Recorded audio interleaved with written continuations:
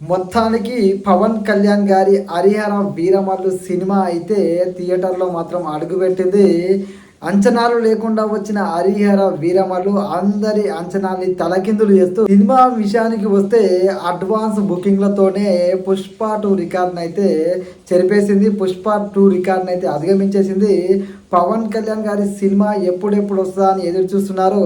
అంచనాలే లేవు, 'హరిహర వీరమల్లు'కి అంత సీన్ ఉందా అని చెప్పేసి అనుకుంటున్న సందర్భంలో అలాంటి అంచనాలు లేని సినిమాతోటే అందరి అంచనాల్ని తలకిందులు చేస్తూ పవన్ కళ్యాణ్ గారి పవర్ ఏంటో మరొక్కసారి ఈ సినిమా అయితే నిరూపించిందని చెప్పొచ్చు.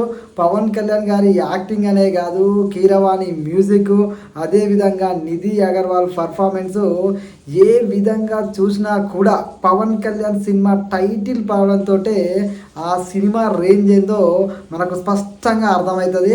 అదేవిధంగా సినిమా ఎంట్రీ స్టార్ట్ అయిన దగ్గర నుంచి కీరవాణి మ్యూజిక్ ఏదైతే ఉందో, బ్యాక్గ్రౌండ్ మ్యూజిక్ ఏదైతే ఉందో ఈ సినిమాకైతే ప్రాణం పోసిందని మాత్రం స్పష్టంగా చెప్పొచ్చు.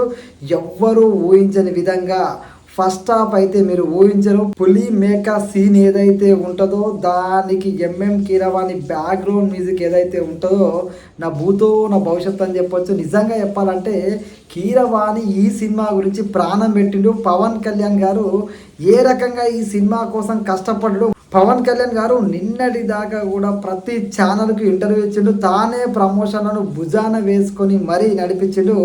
ఎంత కాన్ఫిడెన్స్ ఉంటే మాత్రం ఆ విధంగా ఇప్పటిదాకా ఏ సినిమాకి పవన్ కళ్యాణ్ గారు ప్రమోషన్లో పాల్గొనలేదు. కానీ ఆయన ప్రమోషన్లో పాల్గొన్నప్పుడే మనం అర్థం చేసుకోవాల్సింది. ఎందుకంటే ఆ సినిమా మీద పవన్ కళ్యాణ్ గారికి ఉన్న నమ్మకం స్క్రీన్ మీద చూస్తుంటే ఆయన పడ్డ కష్టంతో పాటు సినిమా నిజంగా చెప్పాలంటే ఎవరు ఊహించనంతగా ఎక్సలెంట్ అని చెప్పొచ్చు. ఫస్ట్ హాఫ్లో మాత్రము అదిరిపోయింది, అసలు మామూలుగా లేదు. కీరవాణి మ్యూజిక్ కానీ, నిధి అగర్వాల్ ఏదైతే సాంగ్ ఉందో కొల్లగొట్టి నాదిరో సాంగ్ ప్రజెంటేషన్ అయితే నా భూతో నా భవిష్యత్తు అని చెప్పొచ్చు. ఒక ఫైట్ సీన్ ఉంటుందబ్బా, ఇది చార్మినార్ దగ్గర జరిగే ఫైట్ సీన్ ఉంటుంది.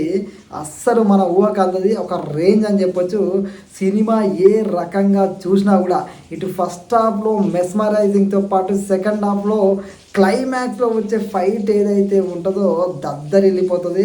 నిజంగా చెప్పాలంటే ఫస్ట్ హాఫ్ నుంచి సెకండ్ హాఫ్ అదిరిపోయేలాగా ఉంది. సినిమానైతే ఒక్క మాటలో చెప్పాలంటే పవన్ కళ్యాణ్ గారి ఖాతాలో చాలా రోజుల తర్వాత తీసిన సినిమా అయినప్పటికీ, 5 ఏళ్ళు లేట్ అయినప్పటికీ, సినిమా వాయిదాలు పడ్డప్పటికీ, ఎన్ని రకాలుగా సినిమాని డౌన్ చేద్దామని ఎంతమంది ప్రయత్నించినప్పటికీ సినిమా హిట్ను మాత్రం ఆపలేకపోయారు.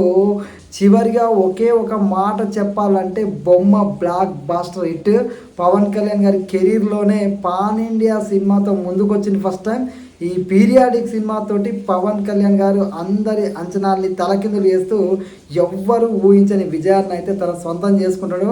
అసలు ఎలాంటి హైప్ లేని సినిమాతో ఈ రేంజ్లో కలెక్షన్లు, అడ్వాన్స్ బుకింగ్లు, అదేవిధంగా సినిమా ఇంత హైప్లో కీరవాణి గారి మ్యూజిక్ అనేది అయితే 1కి 100 సార్లు చెప్తున్నాం, ఒక రేంజ్ అని చెప్పొచ్చు. నిజంగా హైప్ లేని మూవీతో వచ్చి అందరి అంచనాల్ని తలకిందులు చేస్తూ సినిమా సత్తా చూపించిండు. పవన్ కళ్యాణ్ గారి పవర్ ఏంటో చూపించిండు. మరొక్కసారి పవన్ కళ్యాణ్ అనే వ్యక్తికి డైరెక్టర్లు పెద్ద డైరెక్టరా చిన్న డైరెక్టరా అనే అవసరం లేదు. పవన్ కళ్యాణ్ గారి పేరు ఉంటే చాలు సినిమా హైప్ అనేది ఆటోమేటిక్గా వచ్చేస్తుంది. సినిమా బాగుంటే ఎలా ఉంటుంది అంటే 'హరిహర వీరమల్లు' లెక్క అదరగొడుతుంది, అదిరిపోద్దని మనం చెప్పొచ్చు. నిజంగా ఒక మాటలో చెప్పాలంటే పవన్ కళ్యాణ్ పర్ఫార్మెన్స్, ఆయన పడ్డ కష్టం తెర మీద చూస్తుంటే మనకు స్పష్టంగా కనబడుతుంది. ఏది ఏమైనప్పటికీ ఎలాంటి హైప్ లేని ఏం రత్నం గురించి మనం ఎంత చెప్పినా తక్కువే అవుతుంది. ఆయన ఎంత ఖర్చు పెట్టిండో, అదేవిధంగా ఇన్ని సంవత్సరాలు ఆయన ఎదురు చూపుకి పవన్ కళ్యాణ్ గారు ఆయన కోసమే నేను ప్రీ రిలీజ్ ఈవెంట్ పెట్టినా, ఆయన కోసమే ప్రమోషన్ చేస్తాను ఏదైతే మాట చెప్పిండో ఆ మాటలన్నింటికీ ఈ విజయమే ఒక సమాధానం చెప్తుంది. నిజంగా చెప్పాలంటే నా భూతో నా భవిష్యత్ సినిమా అయితే అదిరిపోయింది. ఎంతమంది ఎన్ని రకాలుగా నెగిటివ్ ఇద్దామని చూసినా కూడా సినిమాని మాత్రం ఆపలేరు. ఎందుకంటే సినిమా ఆ రేంజ్లో ఉంది.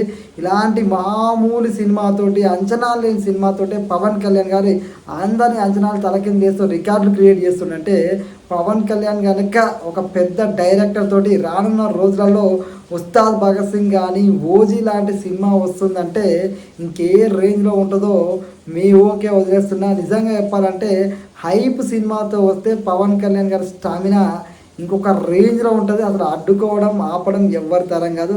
మామూలు సినిమాతోనే అన్ని సినిమాల రికార్డును మరిచి బ్యాగ్లో పెట్టి పక్కకు పడేసిండు. ఇది పవన్ కళ్యాణ్ గారి పక్కా craze.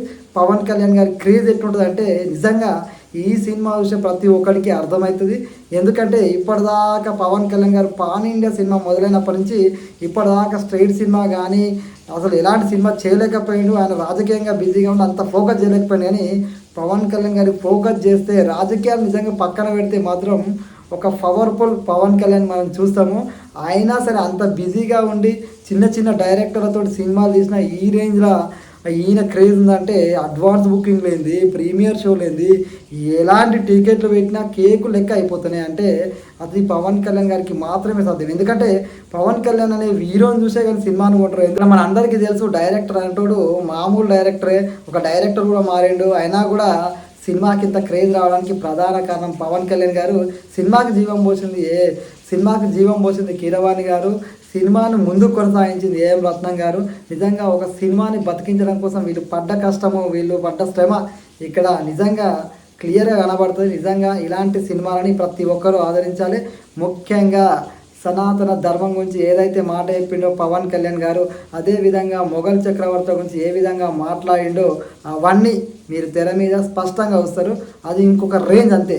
First half second half అని కాదు, సినిమా అనేది బ్లాక్ బస్టర్. ఇది నా రివ్యూ. మీకు నచ్చితే లైక్ చేయండి, కామెంట్ చేయండి, షేర్ చేయండి. జై హింద్.